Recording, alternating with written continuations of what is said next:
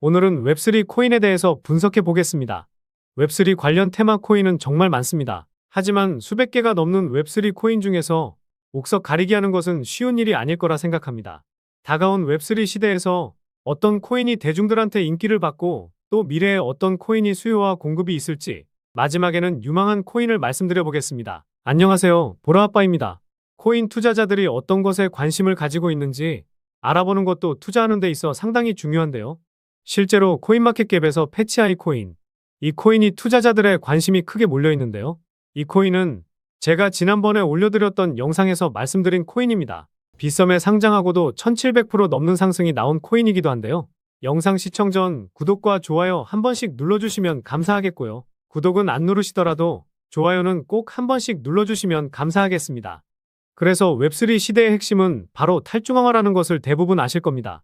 유튜브나 여러 기사들로 웹3에 대해서는 정말 많이 접해보셨을 텐데요.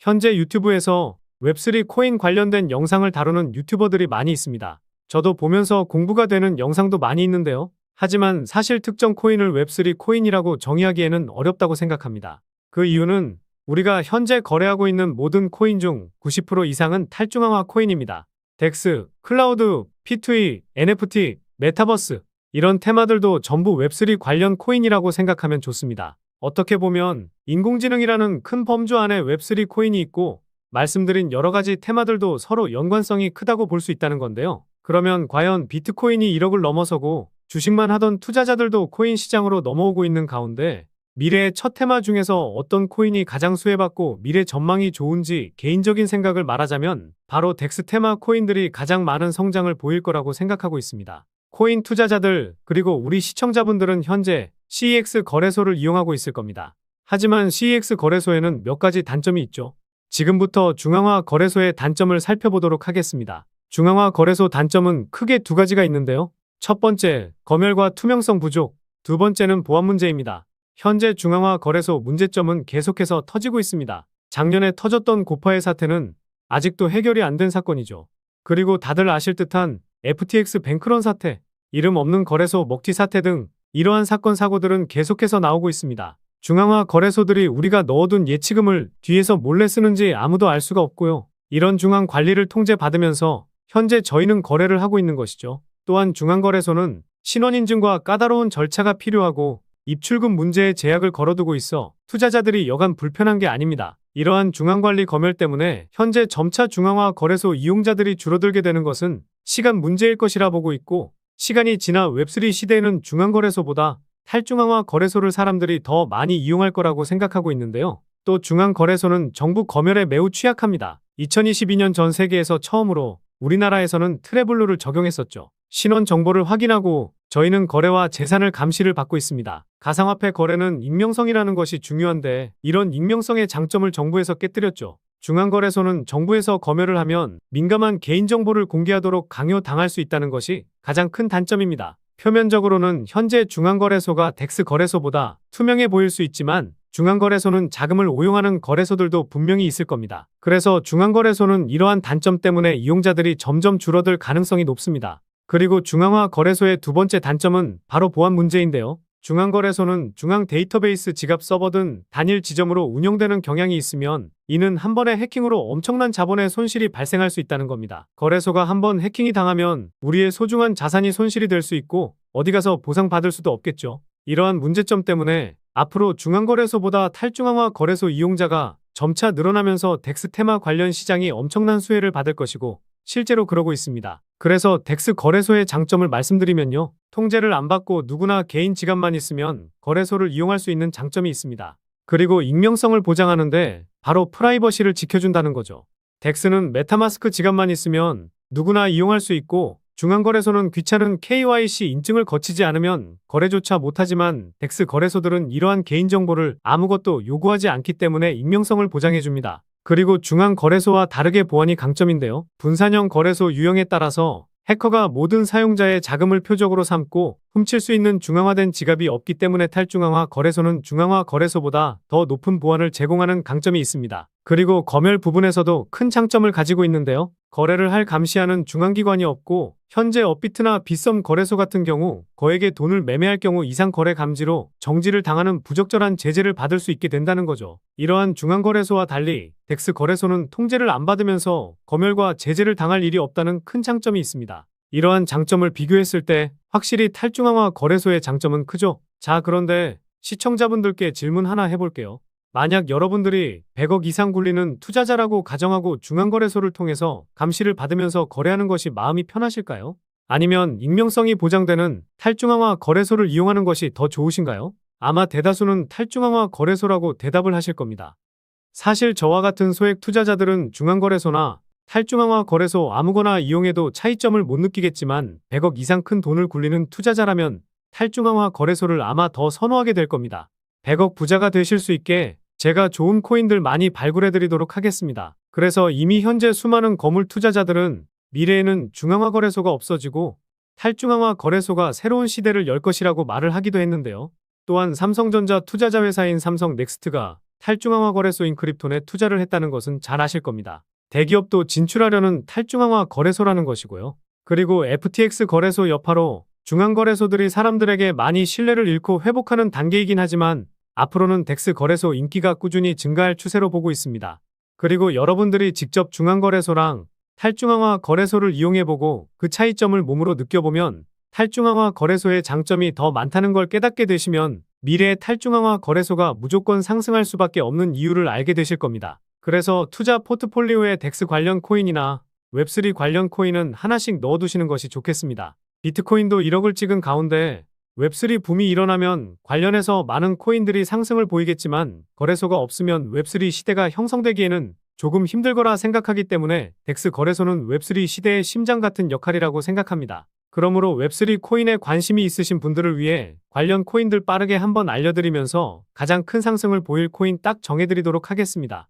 첫 번째로 다양한 블록체인 네트워크 간 상호 운용성을 제공하고 있는 폴카닷입니다. 두 번째로 블록체인 기술을 사용하여 탈중앙화된 애플리케이션을 구축하는 데 초점을 맞춘 카르다노입니다. 세 번째로 분산형 스토리지를 구축하고 운영하고 있는 파일코인입니다. 다음으로 고성능 블록체인으로 초당 수백만 건의 거래를 처리할 수 있는 솔라나입니다. 그리고 블록체인과 외부 데이터 소스를 연결하는 블록체인 프로토콜인 체인링크와 블록체인 간 상호 운용성을 제공하는 탈중앙화된 인터넷 프로토콜인 코스모스도 있습니다. 마지막으로 이 히든 코인에 대해서 말씀을 드려보려고 하는데요. 일단 이 코인은 해외 거래소에도 상장은 되어 있지만 업비트에서도 거래가 가능합니다. 그리고 디파이, 즉 분산 금융 애플리케이션 구축을 위해 특별히 설계된 개방적인 레이어 1 블록체인으로 웹3 테마에 포함되어 있는데요. 그런데 많고 많은 웹3 코인 중에서 왜 이 코인의 비중을 크게 담아도 되는지 설명드려보려고 합니다. 먼저 가격적으로 많이 저렴해졌죠. 1차 파동이 나왔었지만 전고점 대비해서 벌써 반토막이 났습니다. 상승이 나오기 전 가격까지 내려온 건데요. 단순하게 가격이 저렴해졌다고 해서 이 코인에 주목해야 된다면 말이 안 되죠. 그래서 이 코인에 주목해야 하는 두 번째 이유는 수많은 VC 기업, 벤처 캐피탈에 많은 자금을 조달받은 상황이기 때문인데요.